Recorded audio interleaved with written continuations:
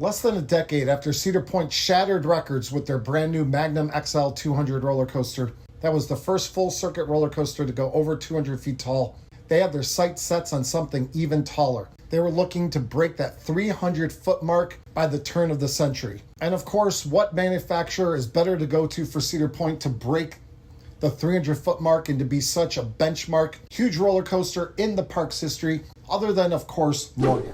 And by the mid to late 90s, they made 3 different hyper coasters. They made Wild Thing, Mamba, and Steel Force. So with that resume and their connection with aerodynamics, they felt like the obvious choice to go with, despite some glaring negatives with building a roller coaster that big with Morgan. And one of them, I think first and foremost with Cedar Point, was probably the cost.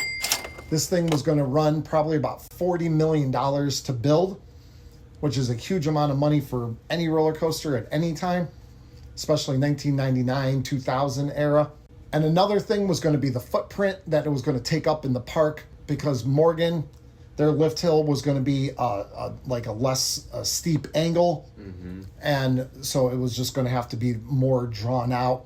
And probably like where Val Raven sits now, the coaster probably would have had to have like a station back, like at least somewhere in that area. So it would have been a lot bigger footprint for the park. So that means less rides in the future. And another negative being the capacity. This lift hill was going to take like about a minute and a half to like get all the way to the top and crest over. So anytime that you have a roller coaster that's 4 minutes long and has a lift hill that takes a minute and a half, unless you like work it out where you can run like 5 or 6 trains or whatever, then you're obviously going to have very low capacity ride. Despite all that, Cedar Point was gung-ho and ready to go until another company stepped in with an offer that they could not refuse. The manufacturer was an older manufacturer, built plenty of rides, plenty of coasters, but they weren't known for going big or crazy or anything like that. So they probably weren't really thought of at that time, and that roller coaster manufacturer is Intamin. And now here, 25 years later, it's probably crazy to think that there was a time that Intamin wasn't really thought of about like that. Because now they have, obviously, Millennium, they have Maverick, they have Velocicoaster, Skyrush. I mean, the list goes on and on. Oh my God, yeah. Like, all over the world, they are probably the number one record-breaking and just elite coaster designer for, like I said, parks all over the world. Yeah, so like right now, it's crazy to think back then that they were just building things like disaster transport at Cedar Point. Intamin wasn't really known for anything like that, even though they had Ride of Steel, the one at New England. Yeah, Superman. Yeah, Superman. They had that one already in the works, but obviously it wasn't built yet. It wasn't built until 99, and this was like this discussion was. I don't know when this discussion was going on. Probably 96, 97 to get a project this big in the works and ready for the 2000 season. Mm-hmm. But either way, what Intamin offered was a much lower price tag at around $25 million. And that right there got Cedar Point's ears perked up because, I mean, if you know anything about business, you try to save a little bit of money where you can. And another positive was going to be their footprint in the park, because they had a brand new technology where they had an elevator type lift hill with a cable instead of the typical chain that every other roller coaster had at that point. So this cable lift was able to, instead of like a 40-degree angle, it was able to go to like a 30-degree angle. And so that made like their footprint a lot smaller. And also, instead of going up in about a minute and a half, they were going to be able to crest the top of the hill in about 22 seconds. So that meant higher capacity. At the time that Intamin was building Millennium, I think they were saying that they would get around 1,300 people an hour, which turned out not to be true. It was much less than that, but it still would have been a lot more than what Millennium Force would have been if they were built by Morgan. Mm-hmm. So immediately then that ended the relationship between Cedar Point and Morgan was so angry about this and spiteful, hence the name of the video here. They went to other parks looking for anyone that wanted to build this new record-breaking roller coaster. So they found Nagashima Spa Land in Japan, mm-hmm.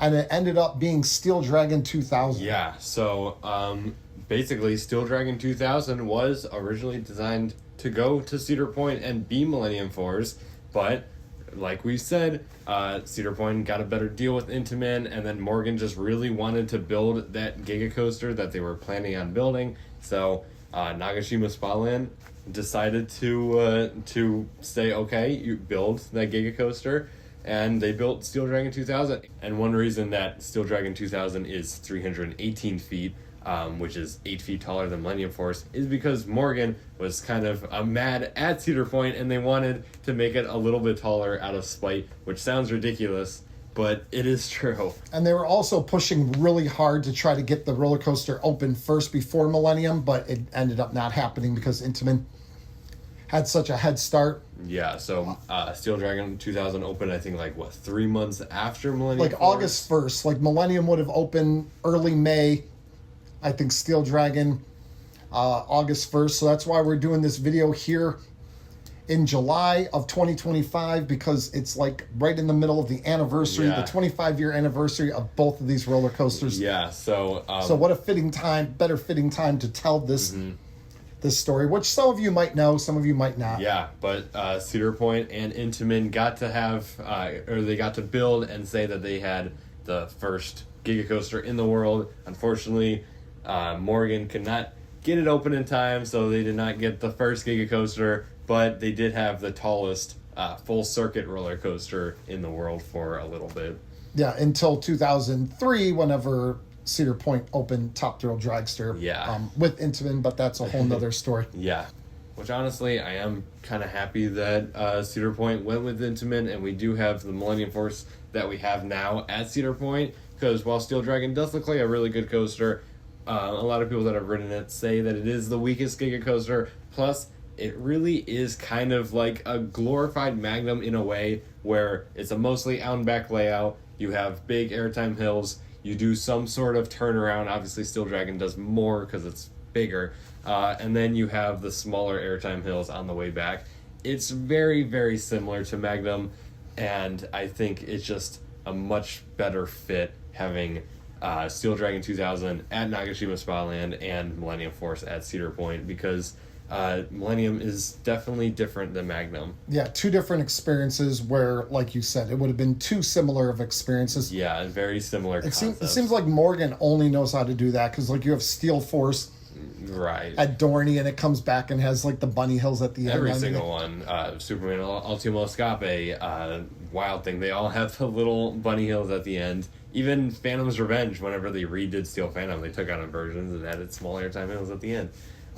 But yeah, that's very much a Morgan thing to have those out and back layouts with the smaller airtime hills going back. So, like I said, I'm happy that Cedar Point went with Intamin and did build Millennium Force, and I'm happy that it is a different layout than Magnum. So you're happy, but according to Morgan, Cedar Fair was not happy because, okay, this cannot be confirmed, but I don't know why they would lie about this. But according to people from Morgan, they said that Cedar Fair executives approached them at IAPA one year and expressed how they regretted not using Morgan and going with Intamin instead. So apparently, I don't really know why they would regret it. Like, obviously, Cedar Point had a lot of issues with Intamin, but it wasn't with Millennium Force. I don't really see why they would. But like you said, I don't see why Morgan would lie and say that Cedar Point wishes they use them to build. it probably was after the Cedar Fair Intamin breakup, and they were probably just angry with Yeah.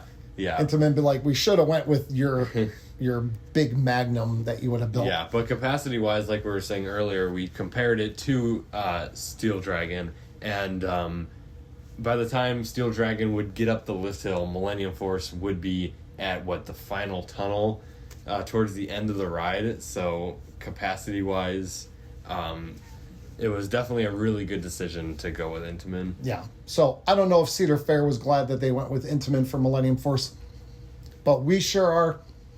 And why don't you guys leave a comment down below? Would you have rather have had a Morgan Hyper at Cedar Point or Giga? Yeah. Essentially, would you rather have Steel Dragon 2000 or Millennium Force at Cedar Point? Yeah, which one? So leave a comment down below. Let us know all your opinions about this, and like, Subscribe if you're not a subscriber already, if you enjoy amusement park and roller coaster content just like this. And of course, a huge shout out to all our channel members. Thank you to all you guys.